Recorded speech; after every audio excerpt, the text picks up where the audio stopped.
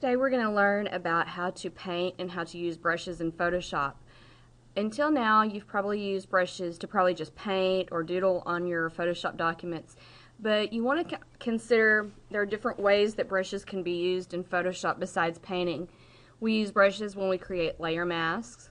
We use the eraser, the history brush, the clone stamp, the burn tool, the dodge tool, and the sponge. If you remember, we use the left bracket to get a smaller brush and the right bracket to get a bigger brush. Today you're also going to learn that you can use keyboard shortcuts to make soft and hard brushes. To get a soft brush, you're going to hold down Shift plus the left bracket. To get a hard brush, you're going to hold down Shift plus the right bracket.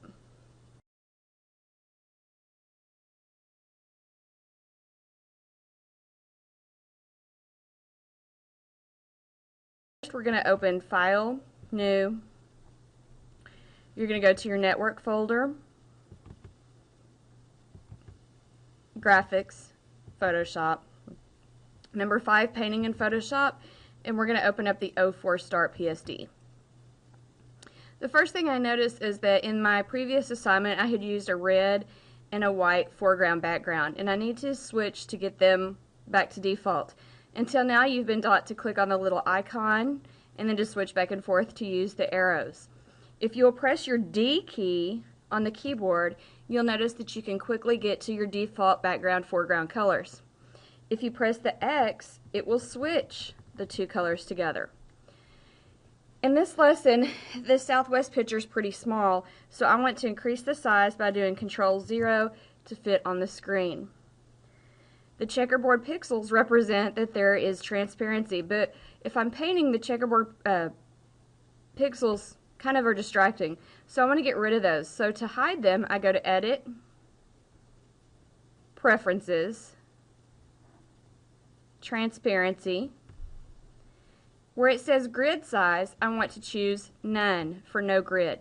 The first thing that we want to do when we are working with a painting or a drawing in Photoshop is we want to create an additional layer. The drawing layer should be the one that has the lines and all the sketches on it.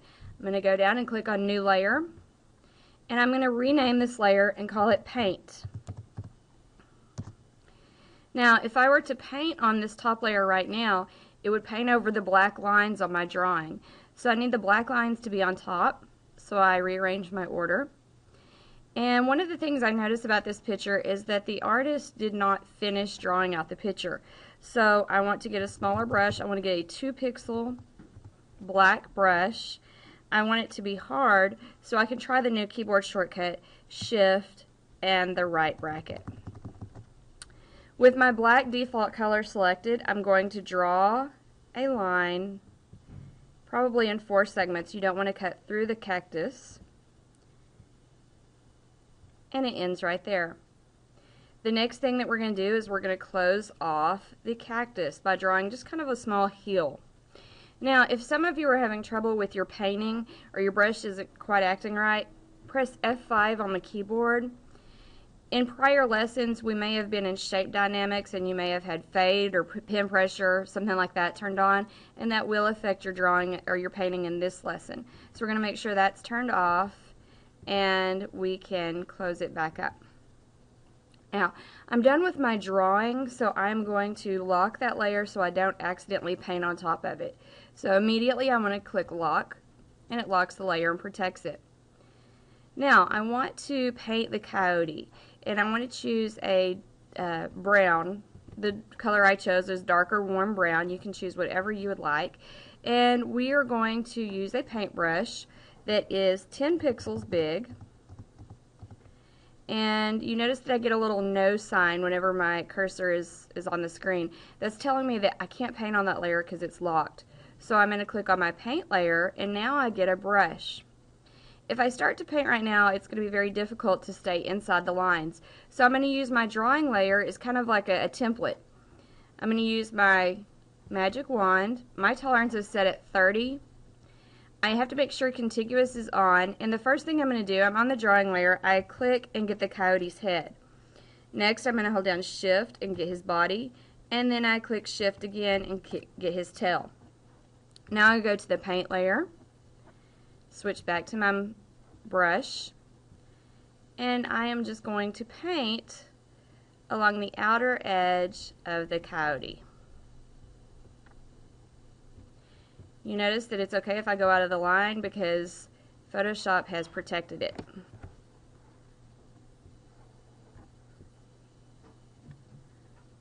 Okay, and just to give it a little personality, I'm just going to kind of do a little splotch right there. The next thing I'm going to do is switch my brush to a lighter shade of brown. In my case, I got a medium warm brown. And I'm going to fill in the rest of the coyote. It's okay if you paint over a little bit of the brown from the first color. Basically, we kind of want him splotchy. Okay, he's painted, so we want to blend these two colors. You could use a smudge tool or use your finger to blend the colors with certain tools, but we want to make it uniform. So what we're going to do is go to Filter, Blur, Gaussian Blur, and you want to set your radius on 3. If you slid it all the way to the left, you'll notice that the hard lines are there. If you keep sliding it further to the right, the colors blend together so much that it actually disappears. By choosing a 3, we still should be able to see both colors. I press OK, and then I'm going to deselect with Control D. The next thing I'm going to do is use water paints in Photoshop.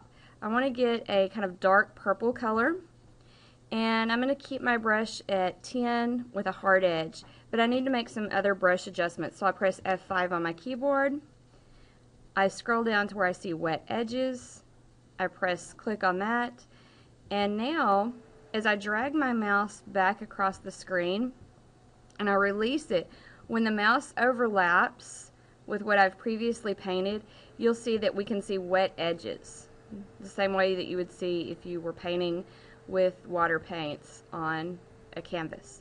Okay, so I paint the first mountain purple. Don't worry about if it goes outside of the lines a little bit, we'll clean that up later. The next two mountains will be kind of a teal green color. You can choose what color as long as it's in that green family. The next mountains are going to be orange. Now when you do this for an assignment, you have to make sure that you do have overlapping lines. If you just simply paint and never lift off the paintbrush, those lines won't show up and you can't get credit for it. But you'll notice here that every time I release my mouse and I overlap, I see those lines. Now I'm going to get kind of a burgundy or a hot fuchsia color, and I'm going to paint the last mountain.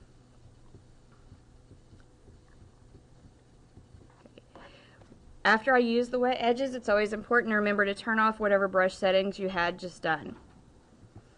Okay, I'm going to press F5 on my keyboard, and I have to remember to turn off wet edges. Otherwise, when I start to paint my cactus in a minute, it'll be very difficult to do. I need to get a small eraser. I'm going to use the little, probably smallest brush, maybe a 1 or 2 or 3, and I'm going to go in and clean up the lines that went outside of the line. Now we want to select our cactus.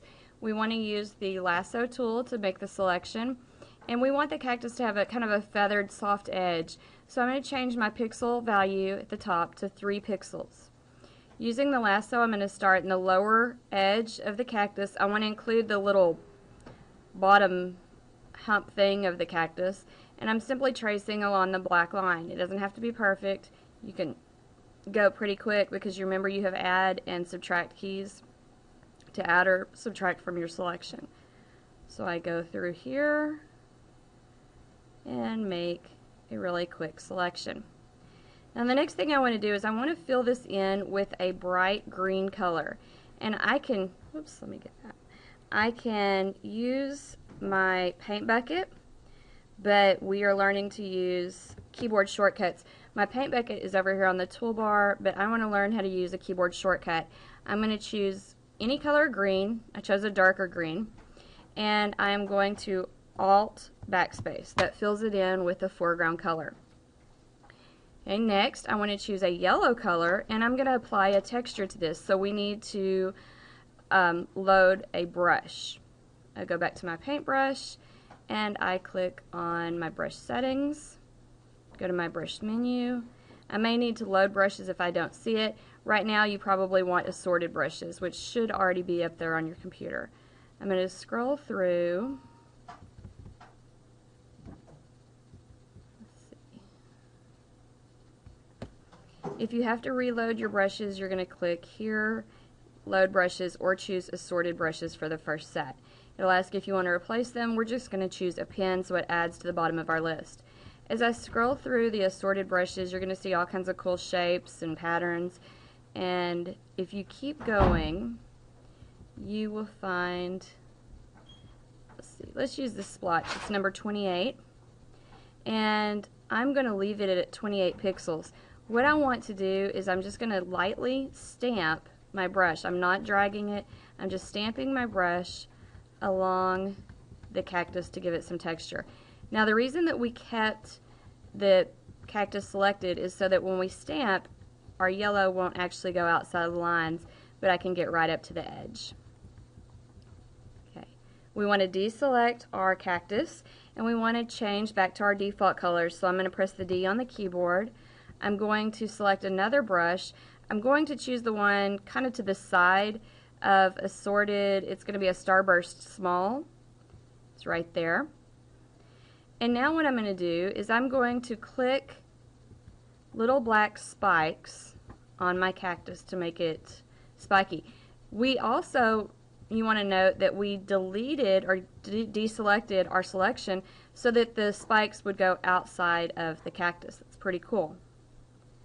The next thing that we want to do is get rid of that brush or change our brush back to a default one.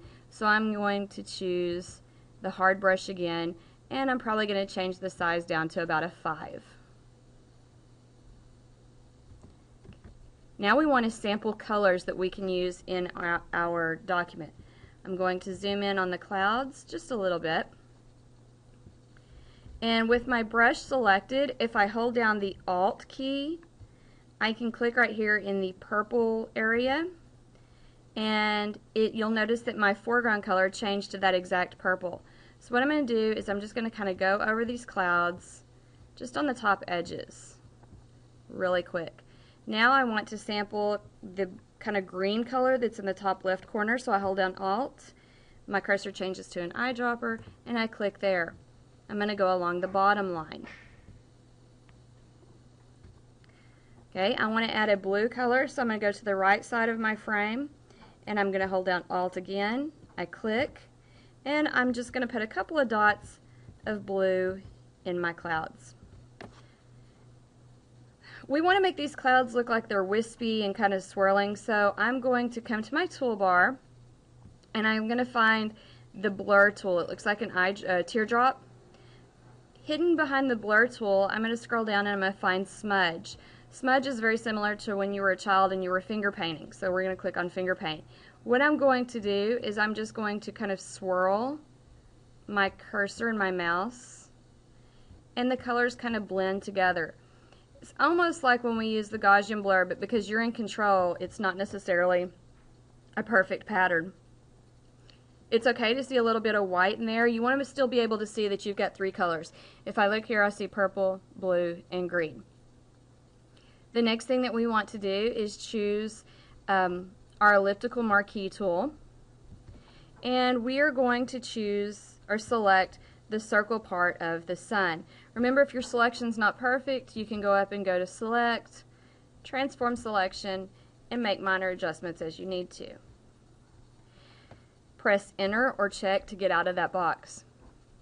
Now with our circle selected, we want to apply a gradient, and probably your gradient may be hidden beneath the paint bucket, so we're going to click back on Gradient.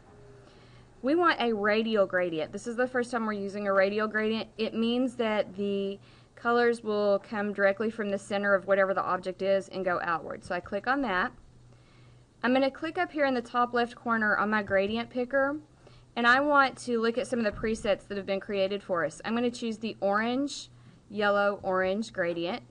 I press OK. Wherever I start drawing, my line will be orange, in the middle will be yellow, and when I release the mouse at the end of the circle, it will be orange again. So we get kind of a little trippy looking sun. We're going to deselect, and we want to go back to our paintbrush. We want to sample the orange color that's in the middle, so I hold down my Alt key, sampling the orange. And I want the brush to look like it's fading at the end for the sun rays. So remember, I'm going to go back and press F5 on my keyboard, go to Shape Dynamics. We've done this before in another lesson. We're going to choose Fade. And I want, let me look at the settings. Okay, we're going to change our fade. We want the control fade value to 15 pixels. We want our minimum diameter to go to 0. So what this tells me is that as I start to draw drag my brush, it'll go 15 pixels out before it actually disappears. Okay, I'm going to leave my brush set at 5. It's going to be a hard brush, and I'm going to go in between each black ray and drag the mouse. You'll notice that my sun rays look like teardrops, and that's exactly what you want yours to look like. Okay, when we're done doing the sun rays, it's important to remember to go back and take the fade value off of your brush. So again, we're going to press F5, we go to Control, and we're going to choose Off. So far, you guys are doing really good if you're up to this point. We're going to use our rectangular marquee tool. We want to select from the sky all the way down to kind of our horizon. It's okay if your horizon doesn't match up perfect, because we can adjust this in a moment. We want to click on our gradient tool. We're going to go to we want to do a linear gradient, and we want to choose our gradient picker. I want to choose the one, it's right next to the orange, yellow, orange that we did. It is orange, green, violet, or violet, green, orange. I press OK. If I apply a gradient to it right now, it's going to cover up all the work that we spent creating that. So I'm going to Control Z, and I want to come up here to my blending mode, and I want it to go behind everything that I've previously painted. This is a really cool shortcut because it beats having to paint around stuff. You just have to make sure that everything is already painted.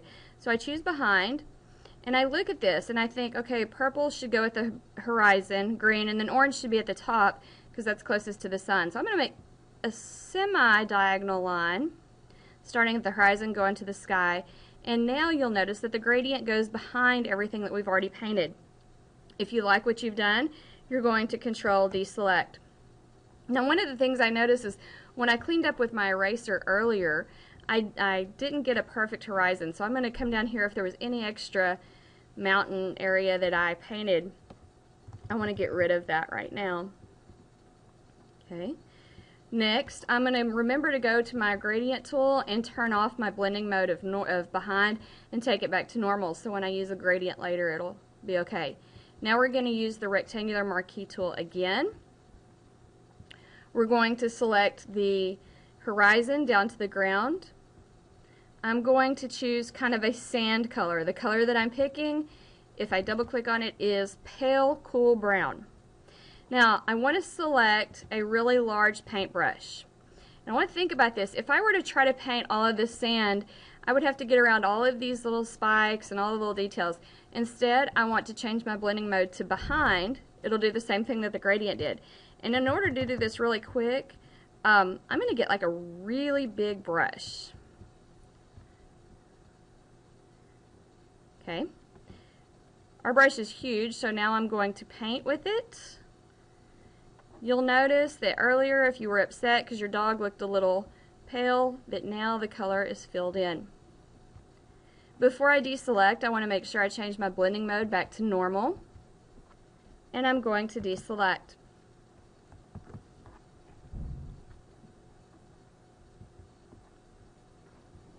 Now I'm going to go up and turn my paint layer off and look at our drawing layer for just a moment.